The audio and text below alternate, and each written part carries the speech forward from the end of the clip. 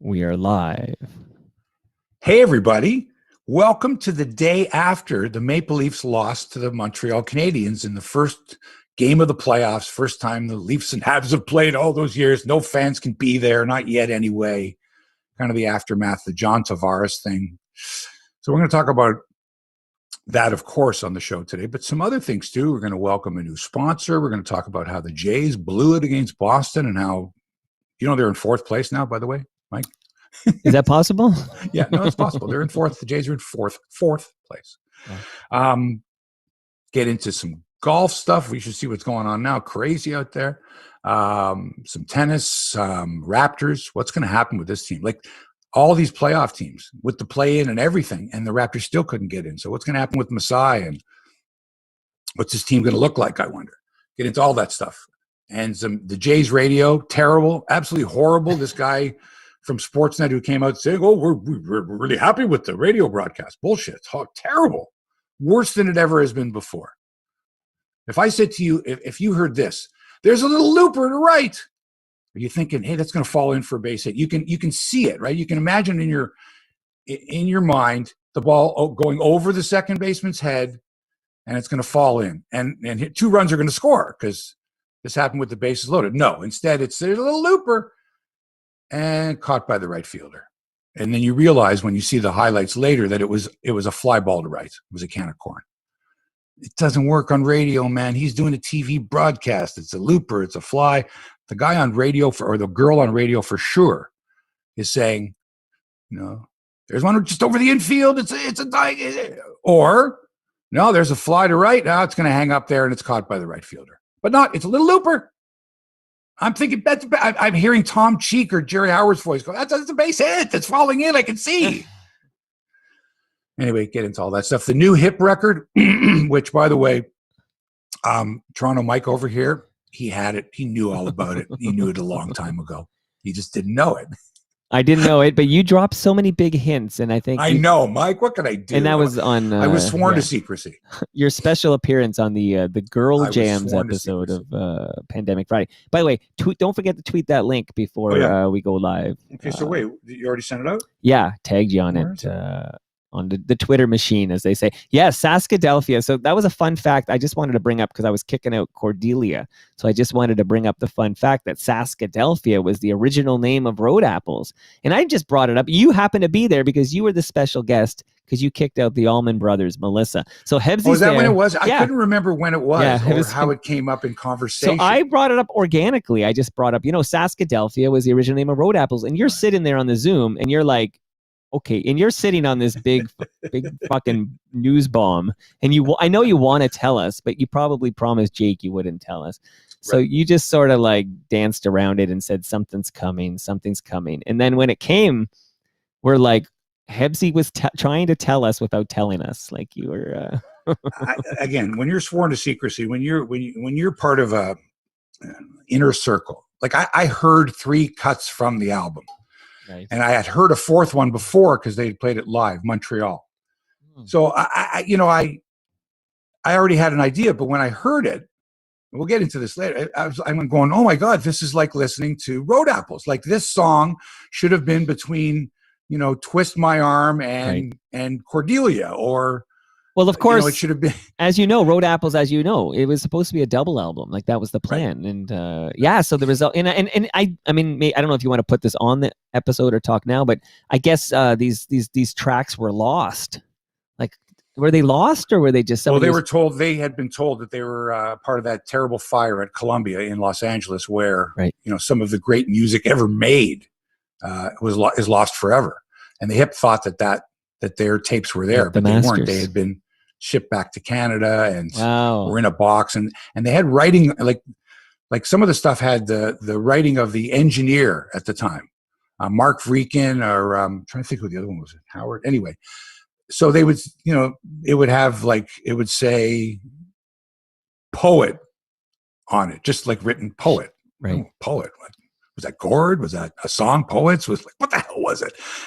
And so they had to bake the tapes, and Johnny Faye listened to all of them And they went through all of them and went, oh my, that one. I thought I haven't heard that in 30 years. Anyway, the result is spectacular. We'll get into it later Okay. on. Okay. Do you want to start? Let's do this. So the podcast? Hebsy man, I am recording in 5, 4, 3. The following podcast is, I'm going to do it. Take 2. The following podcast is brought to you by Crosswinds Golf and Country Club in Burlington. We're so excited that golf is back. We're tripping all over our tongues. As you know, golf courses in the province of Ontario, where I live, where Mike lives, will be opening tomorrow, Saturday, after a long lockdown. Woohoo! That means you're going to want to experience the splendor and natural beauty of Crosswinds. You better go to crosswindsgolf.com right now and book your tee time. Nestled between Rattlesnake Point and Mount Nemo on the Niagara Escarpment, Crosswinds offers million-dollar views, fabulous golf, the nicest people, excellent customer service, and much more. Crosswinds is ready to welcome you with open arms, but with all the proper protocols in place. Go to crosswindsgolf.com, see what they have to offer, look at the gorgeous pictures, and dream that you'll be playing very, very shortly this outstanding golf course. I can't wait to go myself, playing next week. Hope to see you at Crosswinds soon. Make sure you tell them Hebsy sent you. Crosswindsgolf.com. Now, Mike, let's start the podcast.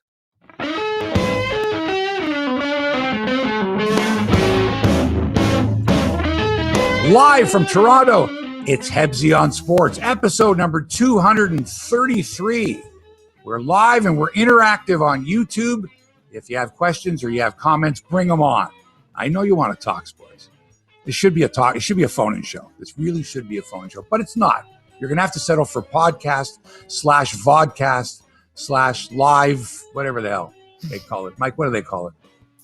Video production. Thank you. That's TMDS. That's the Toronto Mike Digital Services that powers this show. Toronto Mike is at the home studio at the mothership in New Toronto.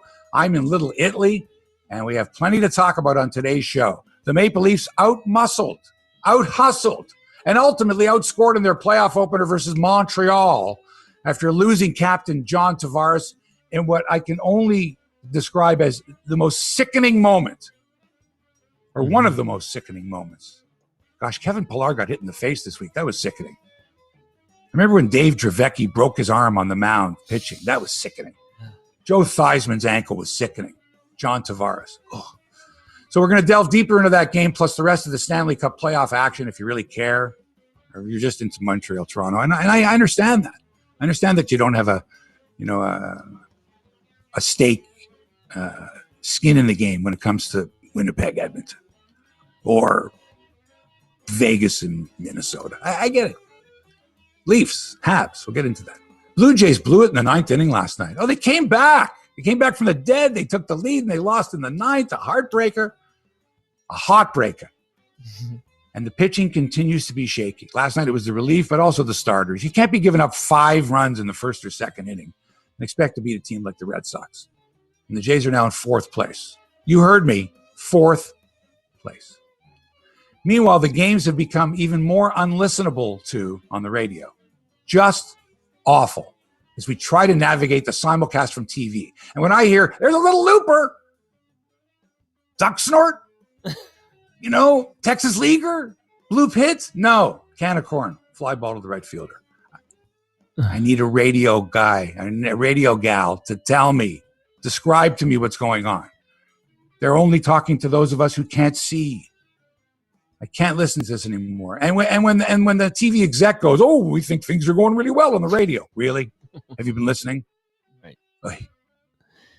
We got your basketball story as well. Playoff matchups, the latest on the Raptors and their quest to keep President Masai Ujiri and to keep hope for the fans that will eventually see this team play in person and be able, have some kind of a connection with the Tampa Gypsies Raptors.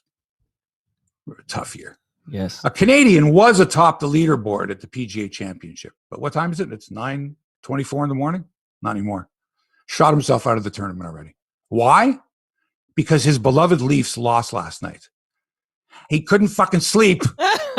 Okay? And he went out bogey, birdie, bogey, bogey, bogey, bogey, bogey, bogey, bogey, bogey. Wow. He just made another birdie. I can't even be watching. He's in it. He's out of it. He had a 2-shot lead. He was 3 strokes behind. The PGA Championship at Kiowa Island. We'll get into that. A new tragically hip record is out. Wow. Speaking of Canadiana and the restrictions being lifted, what a fabulous day. What an up and down day and weekend it's going to be. It's going to be great. It's going to be amazing. And Mike, what did you do once in your life? Once. And while you were doing it, or after you did it, or you said, I'll never do that again, ever in my life. That's a great question. Wow. I responded to that question the other day. Caught a bit of flack for it. I'll tell you that story if you want. Yeah, I know this story. I got questions. Yeah, go ahead. Toronto Mike in the Toronto Mike studios. By the way, do we have an ETA for our backyard, next backyard studio? Dude, I would be doing it right now if you were game to come. I was game today. Oh my god! I'm ready to ride the bike.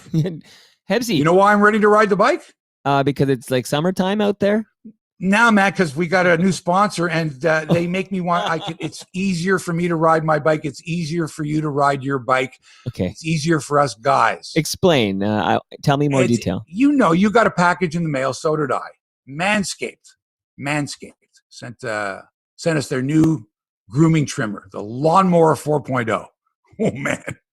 So I got one. Mike got one. Have you given it a go? Have you used it yet? Oh yeah. Okay. Because you and I never discussed this before. Not on the air, not off the air. We're good friends, but good friends when we talk about certain things. Right. For many years, I've been grooming my nether region, south of the border. Right. As we like to say in Toronto, south of Bloor. Where are you going? I went south of Bloor. Right. What? Wow. What'd you do down there? Never mind. Anyway, I'm very sensitive. And this particular device, the Lawnmower 4.0, prevents chafing, of which is a big problem, as you know. If you're there, you got it there. Yeah, I got it. Lawnmower 4.0. Yeah. So and you're on the bike for 30K, 40K, right? There's chafing. There's hairs get in places that you don't want them to be. It hurts, especially when you pull out. Jeez. And I used to use a particular product, Mike, that occasionally would nick the family jewels. And quite frankly, I stopped using it for a while. So when the opportunity came about to test drive the Lawnmower 4.0 trimmer, I told the folks at Manscaped, send me one. Send Mike one. We'll check them out. Yeah. And I'm happy to say, Mike, it was the smoothest ride I've ever been on. So how far down do you take it? As much as you want. There's like 4 different. No, but because I know that in December when I got my vasectomy, they said take it down to the wood, right? I wish I had. Well, you will now. You haven't tried it yet? No, I haven't given it my first. So no, I just got it yesterday. So okay, I got mine. Yeah, I got mine. This is fine. So this week, I immediately, because I had just gone for a bike ride. Right. I was like, oh man, what a difference. Okay, so I'm not going to keep you too long with this. It's a new sponsor, all right? And we got sports to get to, and I understand that. But I have to tell you that my balls have been thanking me since yesterday. And going for the bike ride, working out, running, walking, playing pickleball, whatever it is, my balls are thanking me. And I suggest to you that if you want to feel as good as I feel, and you don't want to be uncomfortable down there, especially with the hot summer coming, the Lawnmower 4.0. And did I mention the fact that if you use the promo code Hebsy upon checkout, 20% off and worldwide shipping, free worldwide shipping. Okay, where do they go? This is huge. Okay, because we want all the fanatics, all the Hebsy on sports fans. If you want to support the show and you want to feel good down there, then this is like the best way to do it right now. Obviously, you golf at Crosswinds, and then you go to what website? Like Manscaped. Where do you go? Manscaped.com? Yeah, Manscaped.com. Okay, and the promo code is Hebsy, Hebsy. And so Hebsy's given the Lawnmower 4.0 his first run there, and it was a smooth sailing. He's a happy man. I'm going to give it a go this weekend, and I'll report back next week. But anybody who wants to buy it, maybe you want to buy it for your partner, your lover. Maybe you want to buy it for yourself. Father's Day's coming. Yeah. Buy your dad the Lawnmower 4.0 from Manscaped, and manscaped.com is where you go. Hebsy, promo code. Use it. That's awesome. And I'm sitting now, and I'm just feeling better than I would have normally been feeling. Okay. This is someone who, I groom below the waist, south of Bloor. See, I'm learning a lot about Hebsy today. I had no idea. Yeah. And do me a favor. Let me wet my whistle a bit. This is how, this is how we stay afloat. This is how the podcast stays afloat. Because Mike knows it costs money to put the podcast on. So even just to support the show and keep it going, buy a couple. Great. Like you got to buy one for your and a great product too. Manscaped.com, 20% off, promo code Hebsy. All right, one thing I've learned. Yeah. Watching sports, reporting on sports, commentating on sports, commenting on sport, commentating and commenting. Either Same thing, isn't it? Yeah, either or. Okay. One thing I've learned, if I've learned nothing else, is a team in hockey or soccer, but hockey especially, with a great goalie is never out of a game, never out of a series. Never. And when a team knows that one of the best in the world is tending the twine, said team tends to up their game. Case in point, the Montreal Canadiens, le tricolore, contre les Maple Leafs de Toronto. Hey, Carey, big save Price. Yes.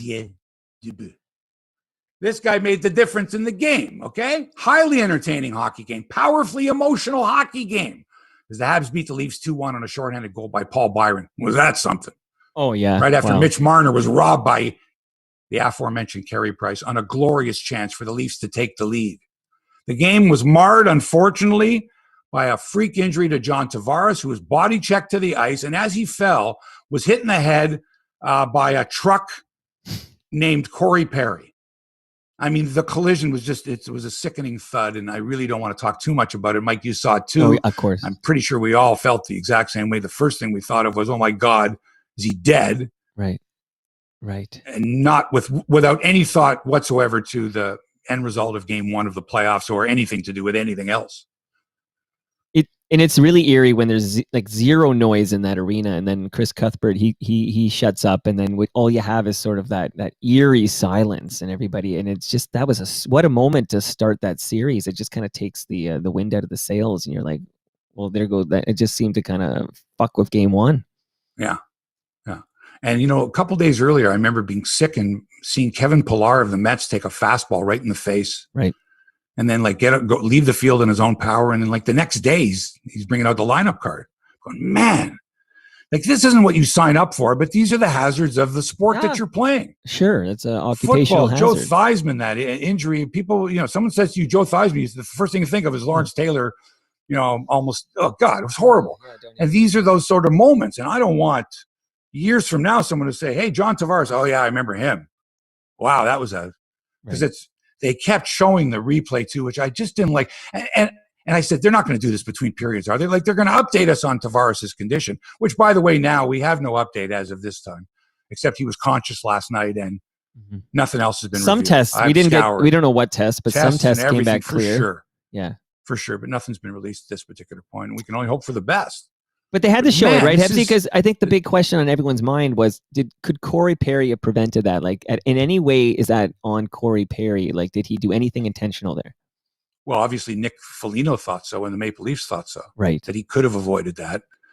But I think, in that moment, it's like, would you have tried to jump him? Could you have gone sideways? Could you have gone laterally if you were going in a particular? And remember, too, Tavares is tumbling sort of into you.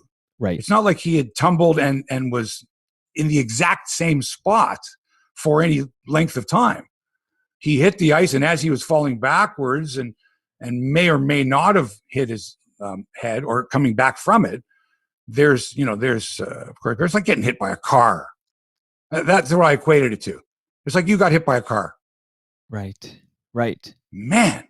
Now, okay. So I saw the replay a bunch of times. I don't think Corey Perry did anything intentional there. I don't think he could have done it. But clearly, the Leafs thought otherwise. Otherwise, what was the point of the whole Nick Foligno Corey Perry fight that followed it? Explain. Is that just simply the Leafs saying we think Corey is at fault here? What's the point of that? I think Nick Foligno decided to take. I think on the bench was hey, the first hit on Tavares was a clean hit. Right, but it was still an open ice hit, and Tavares hit the ice pretty hard. As soon as that happened, I said, geez, the Leafs are just getting throttled. Right. Because up until that point, they were getting bounced pretty good. Montreal was on them. They were faster. They were tougher. They were winning battles. That's what I thought. Anyway, that's what I felt at that time. The Leafs were scrambling around. Nobody was looked really confident out there. Geez, Jack Campbell, the first time he touched the puck, almost slipped and fell. Yes, he did. No, I mean, they started off, but Montreal really full credit on. And then as soon as the hit happened to Tavares, before Perry hit him, in that moment I went, oh my God, the Leafs are just getting throttled.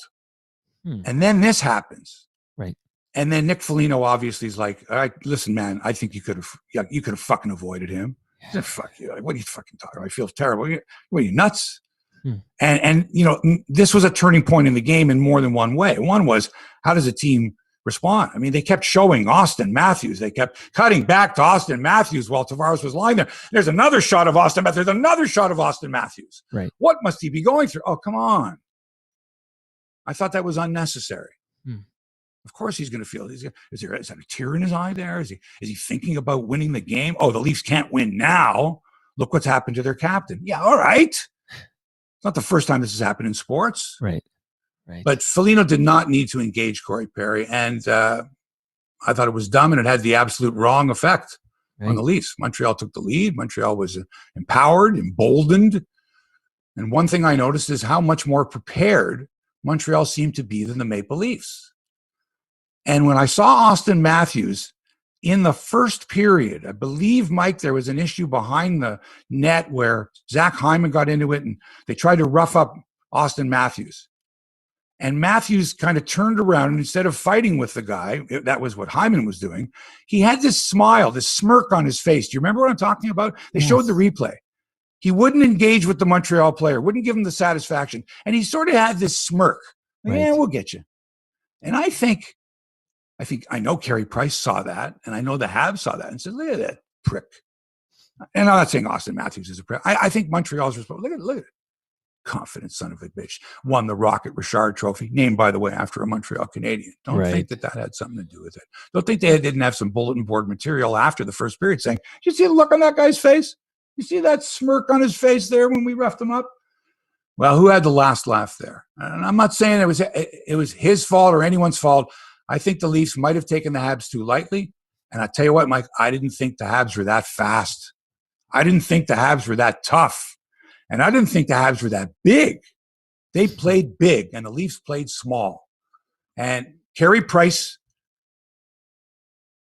you don't want to be in a tight game trying to beat Carey Price in the third period. He gets better and better. He looked so comfortable. He saw every shot towards, any shot from the outside. Matthews trying the one-timers. And then the Leafs started thinking too much. Oh, gosh, that's Carey Price. Marner on one occasion. Oh, Marner should have sniped. He always does. He's looking for the pass. But in his mind, he's going, that's fucking Carey Price. Right. The guy's played 38 playoff games or whatever. He's an amazing player. Shit, what do I do? Carey Price is now in their head. Can't have that. Couldn't beat him. And then Byron scores that gorgeous shorty on Jack Campbell because 57-year-old Joe Thornton, or at least that's how old he seemed to be. Right.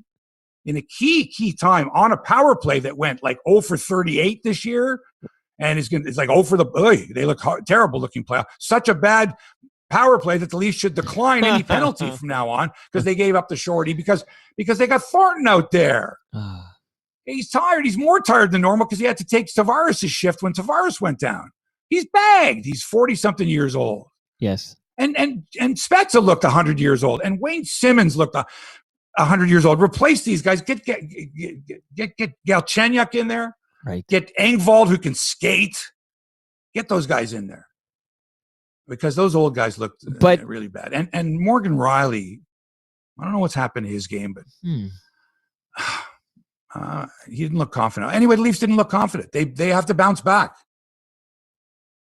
Yeah, no doubt. But I got, the vibes I got was the Raptors versus Magic game 1 of the 2019 playoff run. It just had I had that sense the whole time.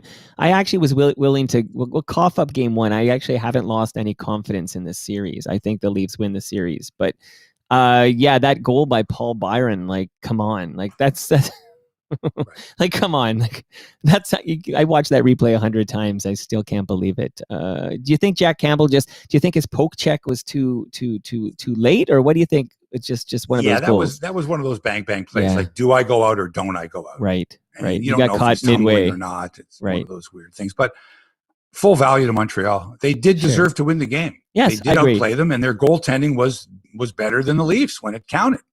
Yeah, without that one big save you mentioned before the Paul Byron goal. What a save! But overall, I think we really made it easy on Price. Like he could see everything. Like I kept saying like put some traffic in front of this guy. Like all these shots from like he's gonna if he can see it, he's gonna stop it. Like we it's just we once made it you try good. to change your game because of the other team's goalie, you're fucked. Once in your head, it's like, oh, Price is good at the deke, and you just gotta play your game. And in this particular case, the Leafs have to adjust their game to what Montreal's throwing at them. And remember, Montreal benched the kids. Yep. Those guys can go too. I know. So Montreal's the speed team. It's like the Flying Frenchmen, except they're not all Frenchmen. These guys can go. Are you kidding me? I'm watching, first of all, Josh Anderson's got it next to Connor McDavid. Yeah. Got to be the fastest player in the league. He's got like Mike Gartner type speed. Like, man, he's on you in no time at all. Armia, guy can skate. Suzuki, Toffoli, Deneau, these guys can go. The Leafs looked like they were skating in freaking wet cement, weren't they? Yeah, that whole game. I mean, because it started with the Tavares injury, and then it just felt all weird. I mean, really, like, I hope nobody's panicking. I hope there's no panic button. No, it's not panic. It's look, a good team adjusts. Sure. A good team says, all right, they beat us. They played great. They outplayed us. They out goaltended us. Here's what we have to do. We have to adjust. We're a better team. We proved it this year. Everybody's got to up their game. And you heard everyone's got up. Tavares is out. Everyone's got to up their game. Look, I'm going to tell you this right now. In 1978, the Leafs played the Islanders. It was a knock them down, drag them out series. It was a physical series. They beat the crap. They literally beat each other up. This is when Roy McMurtry, the Attorney General, was like laying charges left, right, and center against hockey players. They were thuggery. And the Leafs lost Boreas Salming in Game 4 of the series. He took a stick to the eye from Lauren Henning, and there was fights. Oh man, it was wicked. Anyway, broke his orbital bone and broke his like nasal bone, stitches in the head, and he was out for the series. And Leaf fans were like, "Oh my god!" And you have no idea, folks, unless you saw Boreas Salming in his prime play. And just prior to this is 1978. Mm-hmm. He had pretty much been injury free. And he was a spectacular defenseman, a spectacular rushing defenseman, the likes of which there isn't one in the NHL now. As good as Denny Potvin, Brad Park, Larry Robinson, Guy Lapointe. I mean, Serge Savard, he was a fantastic defenseman until this injury occurred. Leaf fans were like, there's no way we can beat the Islanders. We lost Salming. They beat the Islanders. Overtime, Game 7, Landy McDonald. Right. So, even if Tavares is out for the series, God forbid, let's hope he's okay. This is where you need depth. This is where you got to reach down. And we have depth. So let's just see. All right. Here's something. Night. Yeah. What a weekend it's going to be, Mike. What a weekend. Saturday night Leafs, Monday night, Victoria Day. Right. But not a holiday in Quebec, I don't think. If I'm not mistaken. Oh, I didn't know that. I thought it was a national holiday. No, I think they got their own Jean-Baptiste. Jean-Baptiste Day, yeah, right. Right? So, do you know, I know this is one of those stats you don't care at all about, but 9 losses in a row in the playoffs, Toronto versus Montreal, 9 in a row. So I never believed the ancient history because none of these players had anything to do with it. They weren't born. Only the fans that remember it. Oh, yeah, like me, like 1978. Right. It's true. They weren't born. You pull out the playoff memories that you pull out the Doug Gilmour scoring in double OT against St. Louis, 93. You pull out the Landy McDonald, Game 7, overtime, the team that wasn't expected to win. This team's expected to win. Right. Nikolai Borchevsky. That's what you pull out there. Hey, and many times. I was going to do this many times in this franchise's history. Sure. That had nothing to do with this current team. Shit happened that people remember. Okay. By the way, shout out to Nazem Kadri. Oh, yeah. Showing that we were right. What's he thinking? Hey. All right. Elsewhere, NHL, Stanley Cup playoffs. Ryan Lomberg. Don't have him in my pool. Scored at 5:58 of overtime to give the Panthers a 6-5 win over Tampa Bay in Game 3 of their first-round series at Amalie Arena. The visiting team has won all 3 games in the series. Panthers trailed 5-3 entering the third. They were going to go down. They're going to go 3-11 in the series. Mm-hmm. But they fought back, tied it late in regulation, and won it in overtime. Game 4 tomorrow in Tampa. Lightning lead the series 2-1. The Battle of the Sunshine State. Right. Florida. Brandon Tanev broke a tie with 3:36 remaining in the third. Pittsburgh Penguins over the Islanders 5-4 in Game 3 to take a 2-1 series at the Nassau County Coliseum on Long Island. It's not Long Island. It's Long Island. Is a hard G? Is that Long Island. Tanev gave Pittsburgh the lead when he swatted the puck out of the air past Islanders goaltender Semyon Varlamov. That was after Cal Clutterbuck had tied the game 4-4 at 14:17 of the third in what can only be known as a seesaw contest. right? Game 4 tomorrow afternoon on Long Island. You're better at that than I am. Hey, because Crosby's had such a tremendous career and he's nearing the end there. I want to see him. I want to see him win another. If the Leafs can't do it, I hope Crosby wins another one. Just throwing it. Not me. No, they've done enough. Islanders. I like the Islanders. I don't like that. They deserve it. Islander fans deserve it. I got friends that are Islander fans. They deserve it. They do. Shout out to John Tonelli. And okay. Sorry. Continue the NHL. Then I just want to say hello to some people on YouTube. Vegas Golden Knights, 5 straight goals in a 5-2 win over the Minnesota Wild in Game 3 at the XL Energy Center. Mark Stone scoring twice for Vegas. Vegas has got a good team, man. Yeah. They're good, and they got good goaltending too. Right? Fleury, he's awesome, man. Yes. 2-1 series lead for Vegas. Game 4 tomorrow in Mini. Other series resumes tonight. Washington hosting Boston with the Bruins up 2-1. That's been a good series, eh? Like whoever loses out there, they're two good teams. Carolina is in Nashville up 2-0 on that series. In that series over the Nashville Predators. Winnipeg has a 1-0 series lead on the Oilers tonight in Edmonton. Colorado's in St. Louis up 2-0 on the Blues. By the way, if Cuthbert and Simpson are doing Leafs Habs and Hammerhan Singh and Louis DeBrusque are doing the Edmonton-Winnipeg series, what's Jim Hughson doing? Oh, yeah. Is he out at Hockey Night in Canada? Is that it for him? Is he retired? Well, no, I think he this season he wasn't going to leave his home in Vancouver. So I guess when the Canucks went out, did he go out too? Do you think? Interesting, huh? Yeah, that's a unique. I think that's a COVID thing, though. I don't think that's. But time will tell. You know more than me. I think it's a COVID thing. But I think he's still. I don't know about him and Cuthbert, who gets the finals in a normal season. I guess we'll find out next year. But by the way, do you think Rogers is going to make all their money back because of the ratings for this Leafs Montreal series? Like, would they not like it to go 7 games? Right. And just the revenue, the ad revenue alone. This is a great question. I think Saturday night, Mike. Saturday. And then Monday, holiday Monday. Again, I mean, big viewership, massive viewership. The streaming numbers from the cottage are going to be out of sight. People on the golf courses. The great, dark by then. The great fear, I think, in the Rogers boardrooms is what if the Leafs go out in the first round again? Like, I think that's Montreal. But they've got Montreal. I don't think it's the same thing in the. I don't. I don't know. I don't think it's. You know what? I would watch. I mean, if the Leafs got eliminated and Montreal was, I would for sure watch Montreal. At least they're guaranteed Canadian teams through 3 rounds, like 3 rounds honestly, of Canadian to teams. Say that the ratings wouldn't be as big. I mean, I don't know to what extent, but you're telling me that if the Leafs are out, then the rest of the country wouldn't watch. I think a lot of people would watch the Montreal Canadiens. I think a lot of Toronto tunes out when the Leafs are eliminated. I think Toronto is a big chunk of this country. Maybe of Montreal, especially if they just beat you. I think that's when you want to see him least. Okay, so let me just. Want to say? What did you want to say? I want to say hi to some people. So bright and early. So Mike Kerr says good morning. So hello to Mike, and then Moose Grumpy jumps in. Good morning, Laura Connor. Good morning from Laura. Dale Cadeau.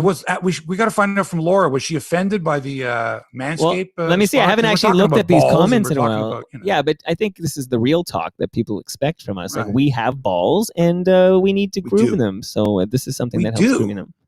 Need to groom. We have balls. Okay. You got it right there. Dale Cadeau. Shout out. He's got the, for those listening on the podcast only, he's got the Manscaped lawnmower box there. He hasn't even used it. He hasn't opened it yet. Did you get the underwear and the t-shirt too? Yes. By the way, I wore the underwear. Very comfortable. Really comfortable. Yeah. I don't know what that, I just want a bunch of that. We're not supposed to be now. Plugging that just yet though. Okay. They'll find out about that. That was supposed to be a secret. I enjoyed my, you got the Crosswinds hat on too. So you're doing a hell of a job. So Dale Cadeau's in Vancouver or in BC at least. And he's bright and early to watch us live. He says, good morning. And Gene Velitis is he tweeted last night. He can hardly wait to get up at 6:20 in the morning to watch and listen. So I'm just catching up because I haven't looked over here in a while. But Gary Faber, Andrew Jeeves. I want to say hello to Brian Gerstein. I want to say Jim Boko. I hope I said that right. I say Gordon. Hi to Jim. I say hi. I see Brian. I see. It's Romper Room. Remember, they never said Mark on Romper Room. I'm sure they said Michael all the time. I'm sure they said never. Mark because No. how many Marks were born in the 60s? And No, never. Mark No? was not a comic. Dr. Hockey, who says he felt sick that whole night because of the Tavares thing. I think a lot of people felt that way. And KM, of course, and then Eugene Velitis is here. He's checked in as well. So hello to everybody who's joined us on the YouTube page. And if you're listening on the podcast and you're around at 9:20 a.m. on a Friday, 9:20 Eastern, go to Hebsy's YouTube page and follow it, and then get notified when we go live. So live from Toronto with Hebsy. It's just yeah, they're noticing flashback to the magic mirror as we do our Romper Room thing. So, all right, back to you, Mr. Hebshire. I had 3 screens going last night. Naturally, the Leaf game was number 1, but also I had my eye on the Jays, and I was watching some basketball as well, some women's curling. So, Hebsy, man, this is that time of year. Championships. Pickleball. That's YouTube. Anyway. But this is that time of year where, because I'm a cheapskate who only gets that first tier of Sportsnet, all the Jays games get bumped to the other one because they put hockey on the first tier. So this is the time of year where I actually don't see any Jays games. So that's okay. Listen, yeah, I'm going to, as a gift to you, an early Christmas gift, I'm going to pay so you can get Sportsnet 1 and TSN 2 because you need to have it if you're going to be the co-host of this show. Right, it's Mike, a business expense. I can't. How do I explain to people saying, what's with Mike? He's having his he's having an issue. I don't want to come across like a cheapskate. It's more of a decision I made to kind of like just put it all in check because I have to spend time with the kids and stuff as well. But I did watch the entire Leaf game, of course, and disappointing finish, but I feel good about the series. Right. So you didn't watch the Jays game? No, I didn't see any of it. So I'm interested to hear you talk about it right now. Okay. Actually. First of all, I've been saying all along, okay, if they think that they've got good starting pitching, they're wrong. If they think they're going to contend with the starting pitching they have, they're wrong. And 2 guys I had pointed out that were nice, quote unquote, pleasant surprises, Ross Stripling and Steven Matz, have kind of come down to earth. You can't throw a starting pitcher in there and hope like hell he doesn't give up 5 runs in the first or 5 runs in the second. A run or 2, okay, because we've got some offense. But you can't keep asking Vladdy and Bo and Simeon and Teoscar and these guys who are hitting the snot out of the ball. You can't keep asking them to get 9 runs for you every night because the other team's got 5 in the second and 2. You can't do it. So last night, after giving up 5 runs in the second inning, right? Okay, the Jays fought back and eventually in the 9th choked and gagged, lost to the Boston Red Sox by a score of 8-7. They lost because Steven Matz, just like Stripling, implodes for 1 inning and then settles down and pitches like a star. But by then he's thrown close to 100 pitches in the 5th, 6th inning. Now you got to call on your bullpen again and again and again, and eventually it's going to hit you. Last night, Rafael Delis comes in. He's got a 2-run lead in the 9th, gives up a bloop, gives up another hit, a walk, a double, a home run to J.D. Martinez. Bing, the game's over. We lose 8-7. Can I ask? Matz was in line for the win. Like Matz gave up 5 runs, and then he settled down, and the Jays fought back, and eventually tied the game in the 5th, took the lead in the 6th. And we're going, hey, this is great.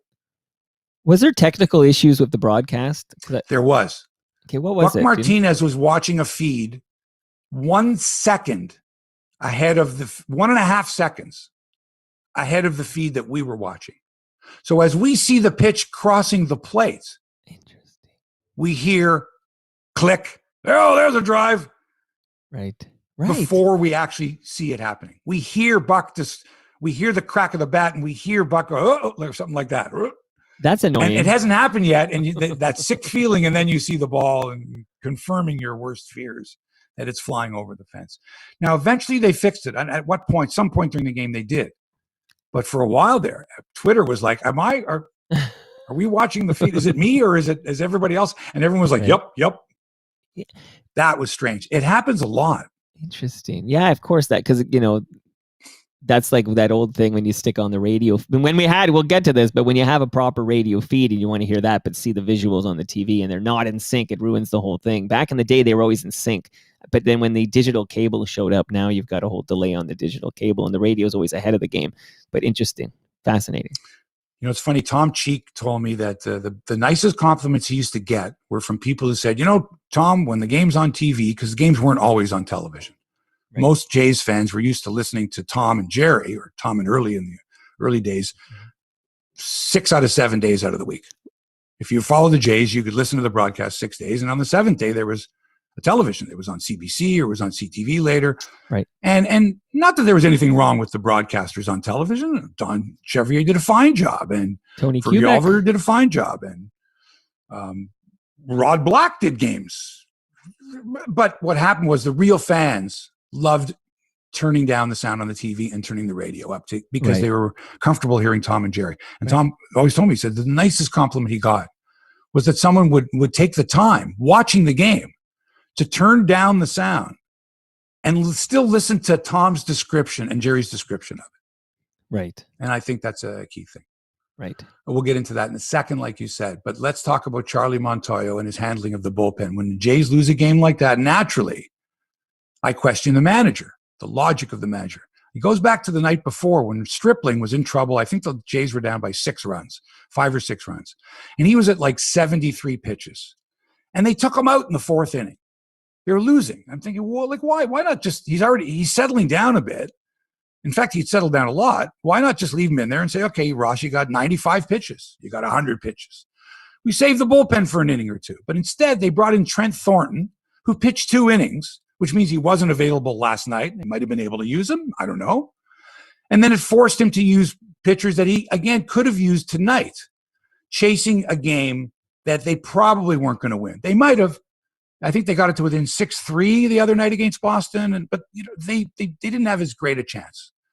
And so I didn't like that handling because he wasn't looking ahead to the next game of the series. He wasn't looking to the fact that maybe Steven Matz might run into trouble and he might need some arms in the bullpen. So I didn't like it. So to see Jordan Romano come in the 8th inning with a 2-run lead, and then Dolis in the 9th, who's just come off the IL, who to me is not your classic closer. Your classic closer is the guy that blows them away, has the 99-mile-an-hour fastball, not the dude that takes 3.5 minutes on each pitch, right? And again, is coming off the IL and is not your classic closer, tends to throw the ball in the dirt, right? Gets away from the catcher, that kind of a thing. And so that's what they did. They put Dolis in there with a 2-run lead, and he choked and gagged, and the Jays lost the game. And Charlie Montoyo, if I'm asking the questions afterwards, Charlie, why didn't you leave yourself more options in that game so that Romano could have pitched the 9th? Why wouldn't you? If you wouldn't have used Trent Thornton for 2 innings the night before, maybe he pitches an inning. And again, it goes back to you don't have the starting staff. Your 2 best starters are Ryu and Robbie Ray. And after that, flip a frickin' coin. You got Anthony Kay going tonight. All right? Against Tampa, for Christ's sakes. Against Tampa, Tyler Glasnow. What kind of a pitching matchup is that? You're only going to, and so are you going to tell me, and what if Anthony Kay can't get out of the 4th inning? You're going to empty your bullpen again in the first game of a series against Tampa? The Jays are in 4th place. They're in 4th place. Okay, they lost 2 out of 3 to Boston. They're in 4th place. Yankees are ahead of them. Tampa's ahead of them. It's tight.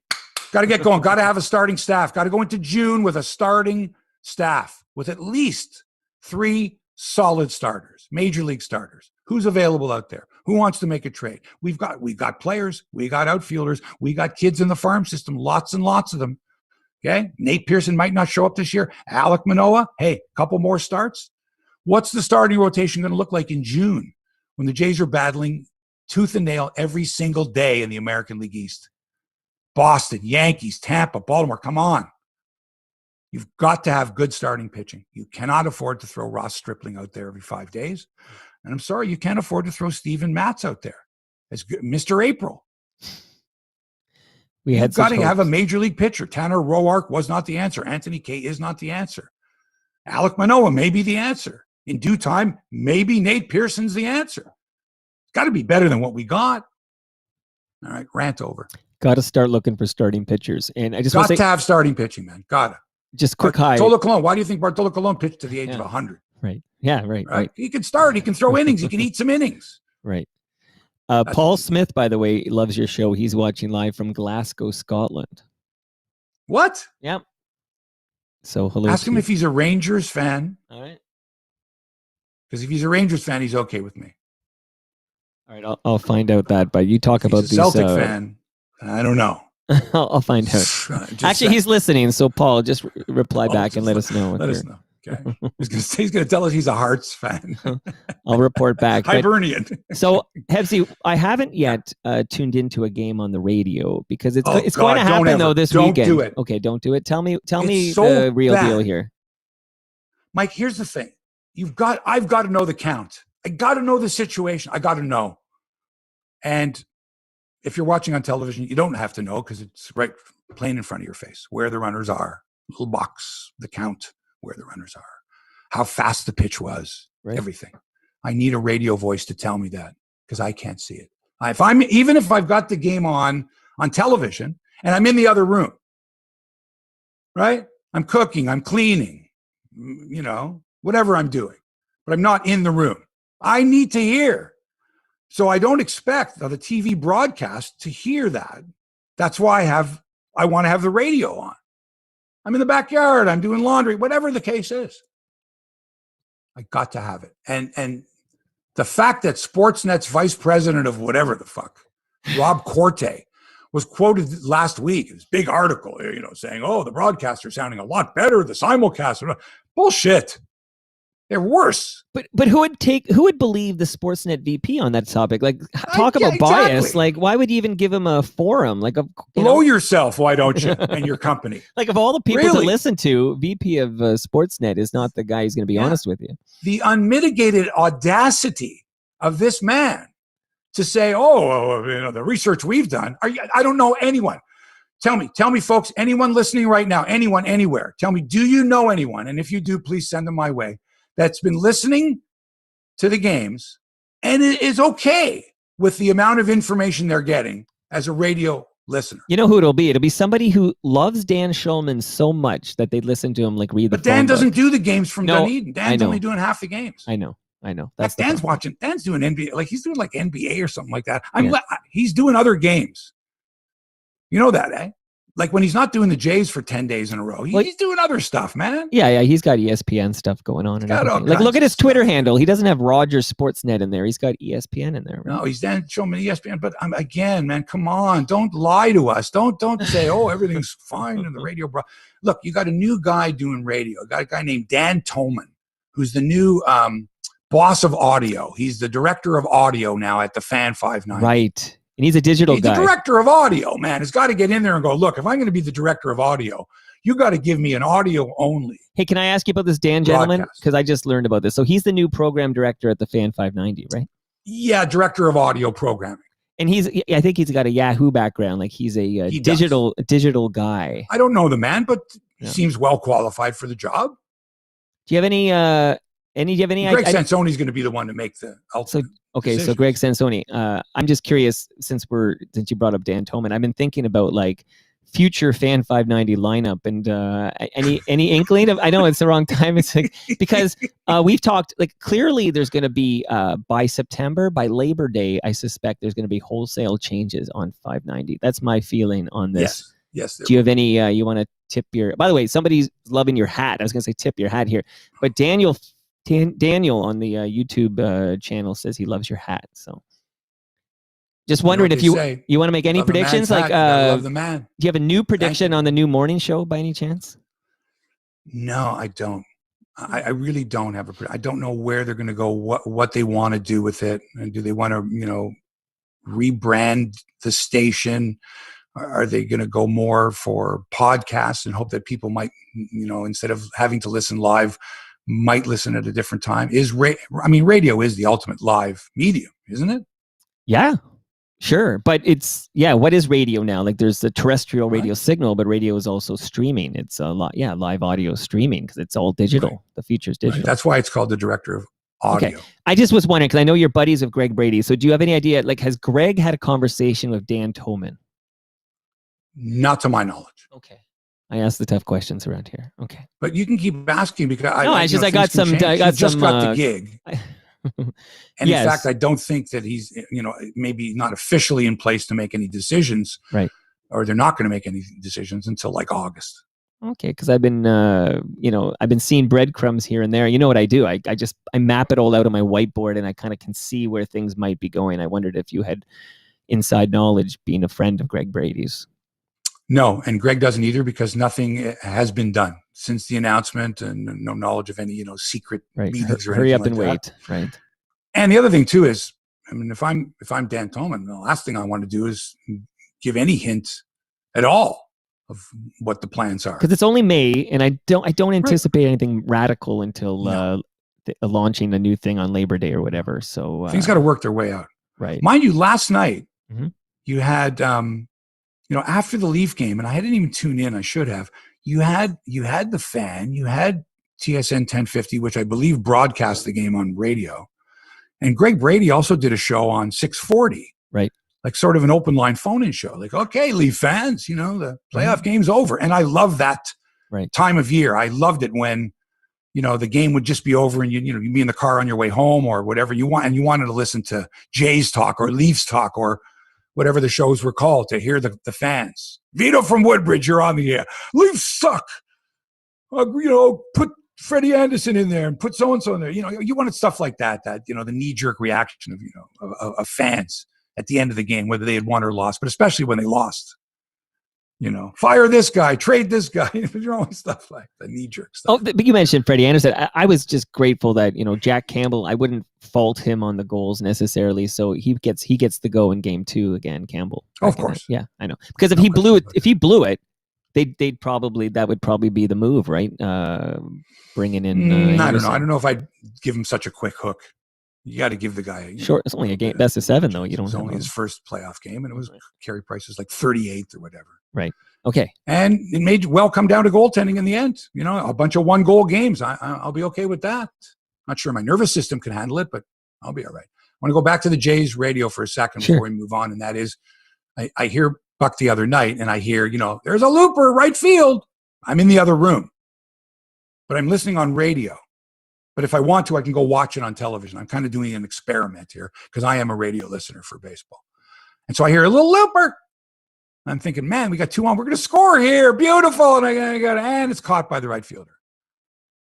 So I go back now when I get a chance and I watch on TV because I can rewind, and I see that it was a fly ball to the right fielder. It was a can of corn. Right. Mike. Right. It was never a little looper. Right.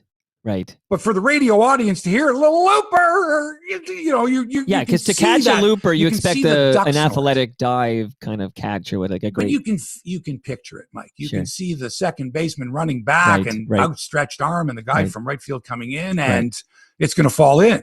But no, it was a fly ball. This was but that might be radio. Buck might be just he sometimes, I noticed, sort of reacts to the play wrongly occasionally. It's not his fault. He's doing a TV broadcast. Right. If he missed, but I'm not saying that if it was Ben Wagner on radio that he wouldn't have said it, but probably not. Ben Wagner would have likely gone, there's the ball, it's over the head of the second baseman, it could fall in. No, coming in, and so makes the catch.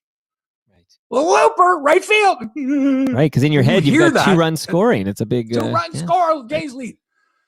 Please, Dan Toman, please make the change. Get a regular audio-only broadcast of Blue Jay games, please. They promised us this was COVID only, please. So they got to. I'm telling you, we're going to hold them. Even if Dan's got to do it, I don't care. Maybe Dan is the new audio director. Says, "Oh, fuck it, I'm going up there and I'm going to call the games. We can't afford anyone else. I'm going to do it." Wagner's at the effing ballpark. Wagner's there. I know Wagner, the play-by-play guy, is there. Yes, it's insane. Let's go down to Ben Wagner. Thank you very much, Buck. Here I am. Instead, he's out in right field. The other thing too is he's doing his reports. He's looking at a camera that's like 500 feet away. See, what happens is the cameraman is behind home plate and is waving to Ben Wagner, who's like 400 feet away. And so Ben has to look in the direction of that camera. Don't worry, just look where that camera is, and we'll make it look like, Hey, really quickly, because we're talking about this, Dr. Hockey wondered, do you have any idea who's going to be the new co-host of Tim and Friends? Or is Tim and Friends even going to last to Labor Day?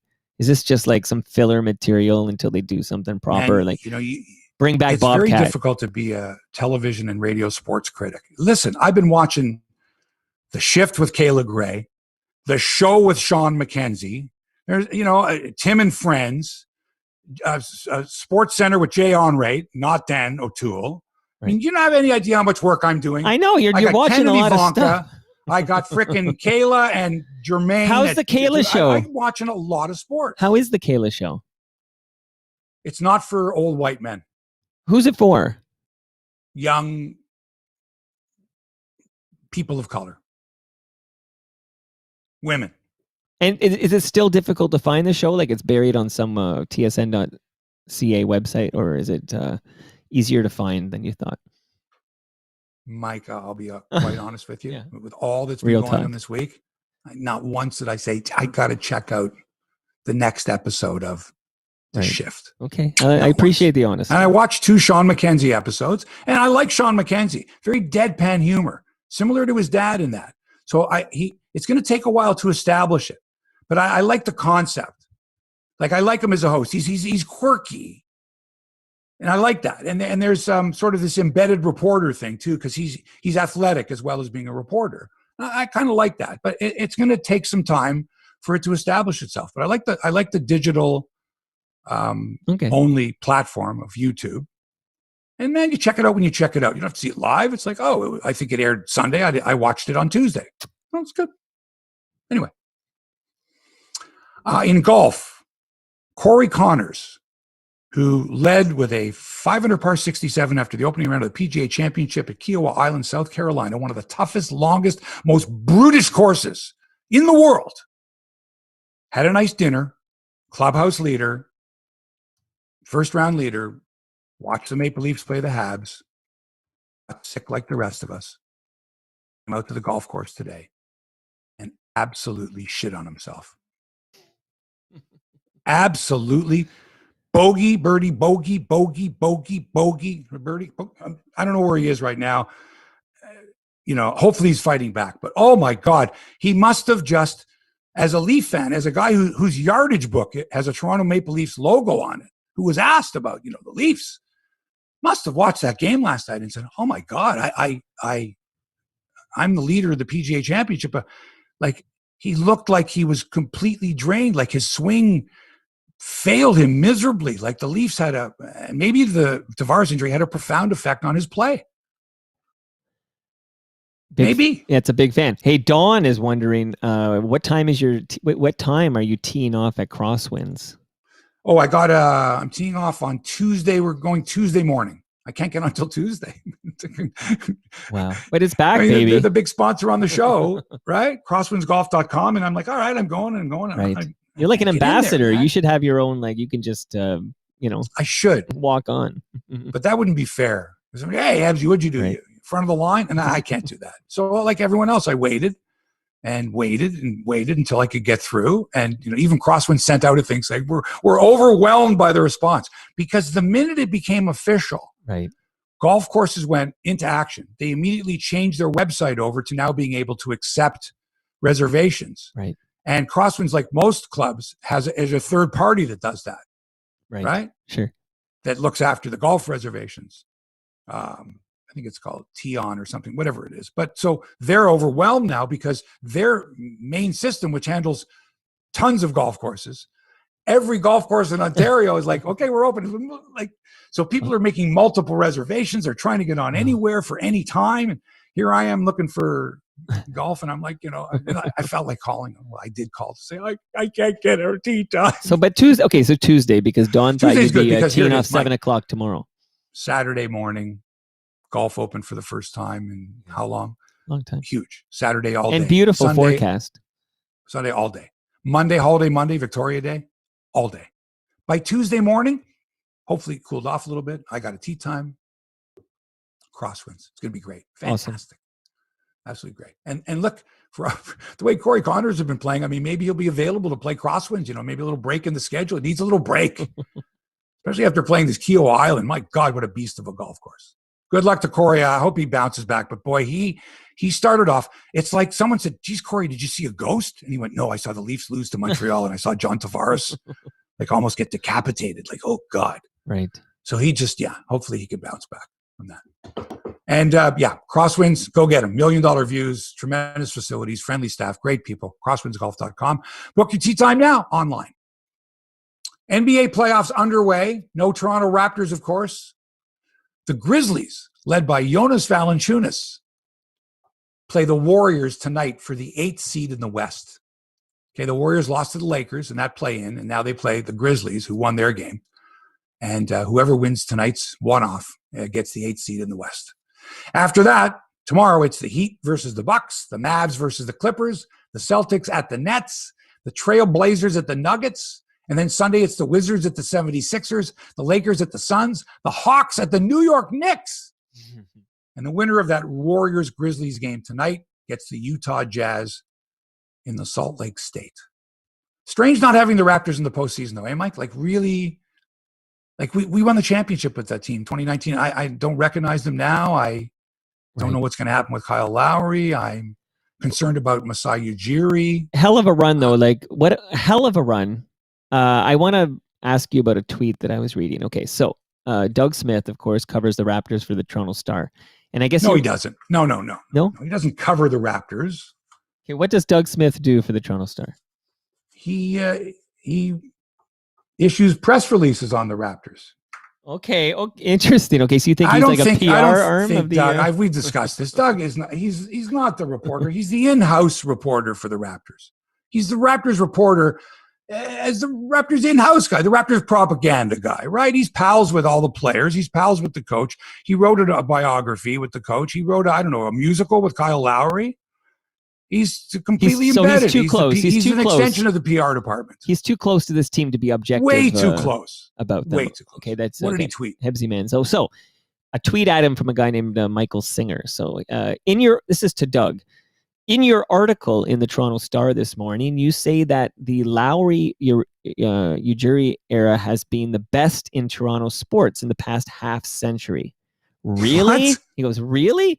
You think better than the Blue Jays 92-93? Come on. So I wanted to ask you, because when I think objectively, when I look back, I got to say, what a 7-year stretch. One NBA championship, dream come true. I loved it. You know that. We were all over this. This is amazing. But when I compare it to the Blue Jay run, I would say 83 through 93. Like that stretch of Blue Jays, I would say the Blue Jays stretch from 83 to 93 is the more impressive run for a Toronto team in the past half century. What say you, Mark Hebscher? Without question, what has Doug Smith been smoking? He thinks that the one championship in the 7-year run of the Raptors is the greatest in Toronto sports in the last 50 years. Is that right? That's what he's saying. So does he not take the Blue Jays into consideration? Like, how could he not? What are you looking at? You're looking at 7 divisional championships, 2 World Series. Yeah, back-to-back World Championships. First of all, back-to-back World Championships trumps one championship no matter what. But also that run, that decade run of being one of the best teams in baseball has got to supersede a one Raptors championship with a team that, was basically cobbled together, for a 1-year run. Yeah, I mean, we were on the same page here, but I think I count five pennants, AL East pennants in that 83, because 85, 89, 91, 92, 93. Right. Almost 7. That's right. So 5. 7, right? Oh yeah, 87. We won't talk about that. So 5, but more importantly, I think back-to-back championships. Yeah. So I mean, no question. He doesn't know what he's talking about. This is just like one of his basketball this is bias, why I say right? Like he's blind to anything but the Toronto Raptors. Does that not convince you of that? Like, step outside your Raptor bubble and take a. Oh, that's right, baseball team. Yeah, 4 million fans, 2 years in a row. All of Major League Baseball was gaga over the Blue Jays. Did you forget that? Right. And even when Winfield left after that first year, we got Molitor. We spent the dough. We won championships. We had not a dynasty, but a hell of a terrific, a better run than the Atlanta Braves had. Yes, well, yeah, twice as many championships. But KM makes a great point. And when the Jays are winning those, the 5 pennants, the 2 championships, that's in the day when only 4 teams in the entire league made the playoffs. 4 teams in the entire league. Think about that. Mm-hmm. Absolutely. So yeah, Doug Smith doesn't know what he's talking about. He's out to lunch on that one. Unless it's the Raptors, of course. He knows everything. In tennis, Pablo Cuevas of Uruguay. You'll go Uruguay? I'll go Uruguay. He's the man standing in the way of Denis Shapovalov's bid to reach the final of the Geneva Open. Geneva, not one of the big tournaments, but still, You got a chance to win. You got a chance to win. They're on court right now in the semifinal. I don't know the score. If someone wants to update, it'd be great. If not, no big deal. Now, Mike, you had the scoop on your podcast last week, the Toronto Mic'd podcast. I believe it was episode number 7,242, but I can't remember. It's the Pandemic Friday where we did the girl jam. So the special guest was the one and only Hebsy man. So you were the special guest, and we were kicking out girl jams. So songs with woman's name in the title, and I kicked out Cordelia from Road Apples, and I dropped the fun fact that the original name for Road Apples was Saskadelphia, because it's a fun fact. And you happened to be there on Zoom, and you knew something, and you gave us a few clues without telling us exactly what was going on. But we all found out yesterday what the heck you were talking about. Yeah, the album's called Saskadelphia, and it's what it is. It's the lost tapes from the sessions they recorded in New Orleans for Road Apples, which was, like Mike said, originally supposed to be a double album. And it was supposed to be called Saskadelphia because the band wanted to, like, they were playing a lot in the States too, but they were playing out west, and there were, these trips where it was like, well, where are we going tomorrow? Well, we're in Philadelphia, and then we're going to Saskatoon, like that kind of a thing. So Saskadelphia was but the record company was like, well, that sounds too Canadian and whatever. And they said, okay, let's call it Road Apples, and they went, okay, without knowing really what Road Apples was. Right. That's the funny part too. Right. So anyway, yeah, the album's called Saskadelphia. And by the way, diehard Maple Leafs fan Rob Baker, lead guitarist, and diehard Habs fan Paul Langlois, rhythm guitarist, will be Ron McLean's guest on Hockey Night in Canada tomorrow to talk Habs Leafs rivalry, but also, I would think, Saskadelphia too. Hey, you might be able to answer this question. So the Tragically Hip, obviously we've lost the great Gord Downey, so sadly it'll never be the full lineup, the original lineup. But I believe Feist is going to take Gord's spot, and I believe the Tragically Hip are going to play at the Juno Awards with Feist. Do you have any idea what song they're going to perform? You got a tip? Okay. Because we were debating, like, will it be Courage? What's it going to be? But if you find out, let me know. Well, suffice to say that Feist, that sounds weird, has performed Tragically Hip songs before, and several of them. Right. So she is and she also opened for them. If she's well versed in the catalog of the Tragically Hip. But that is exciting to. You never know. You never know. I remember when I first heard Eric Clapton's version of Layla, the acoustic version. All right. What the heck is this? And then, of course, that ended up becoming an even greater seller than the original. Right. By Derek and the Dominoes. Finally, Eric Alper always comes up with interesting little tidbits and questions. Eric Alper is prodigious when it comes to posting on Twitter. Well, he schedules those tweets, right? What's the best concert you were ever at, to pop culture stuff. He's loaded those into a programmable system that like will drop. Like, he could be asleep and it's going to tweet out. Like, he's programmed those. He scheduled those. Yeah. So there, and I follow Eric, and I kind of sometimes I'll go, oh, that's silly. I'm not going to bother with that one. It was the first concert you ever saw. And then there's other ones where it just kind of go, oh, I have to chime in. But I like reading the responses. I like reading where other people's first concerts and stuff like that. So so the other day he's got, what did you do once and said to yourself, I'll never do this again as long as I live? And I'm looking at some of the responses: drink tequila and, drive too fast, or, and I'm like, man, the one thing I did that, like, as soon as I was doing it, while I was doing it, I said, oh, fuck, I'll never do this again. This was a huge mistake. Oh, please, God, praying, do not let me die. If I live, I promise I will never do this again. And that was heroin. Wow.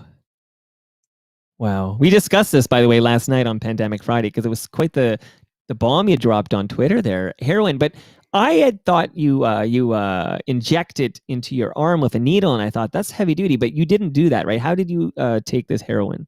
Snorted it. Okay.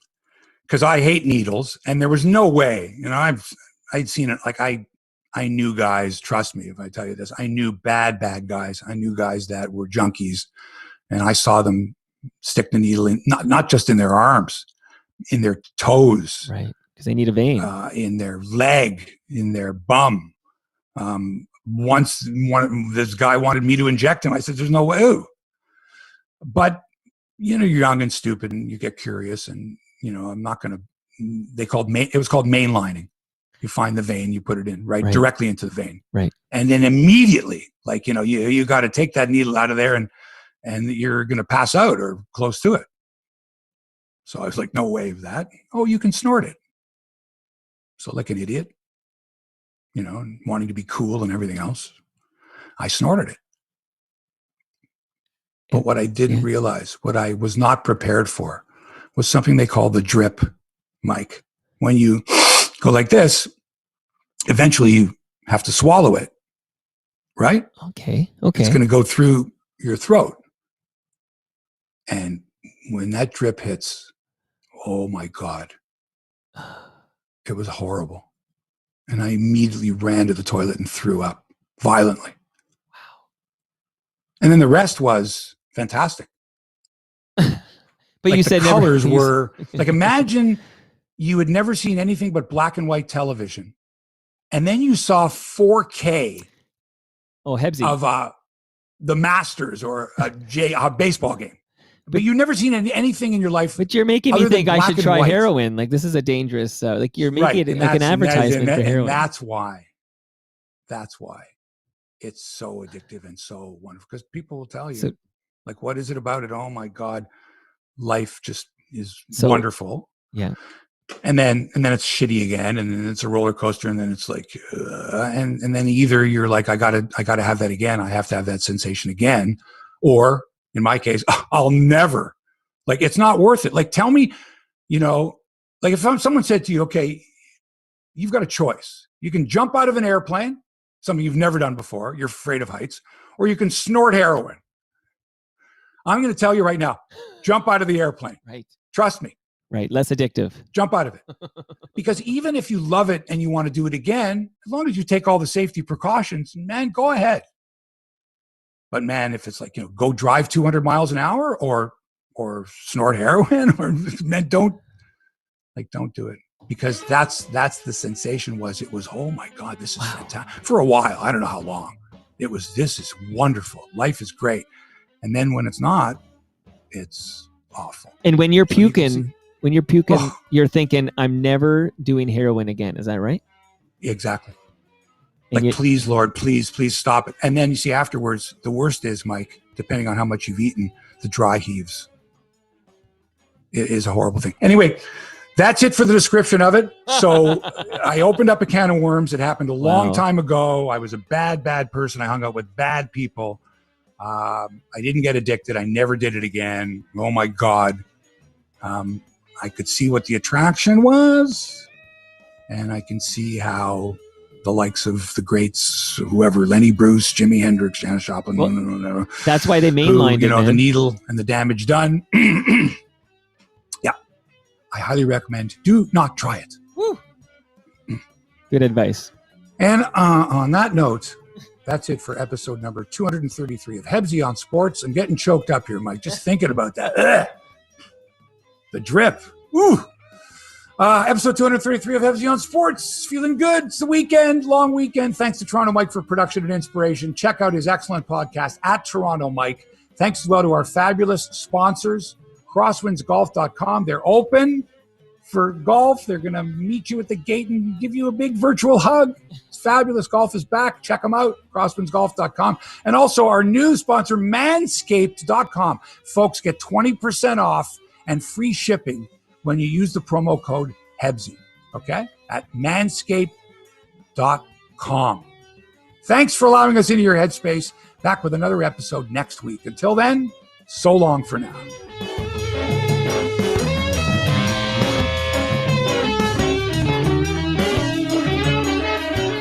This podcast has been produced by TMDS and accelerated by Roam Phone. Roam Phone brings you the most reliable virtual phone service to run your business and protect your home number from unwanted calls. Visit roamphone.ca to get started.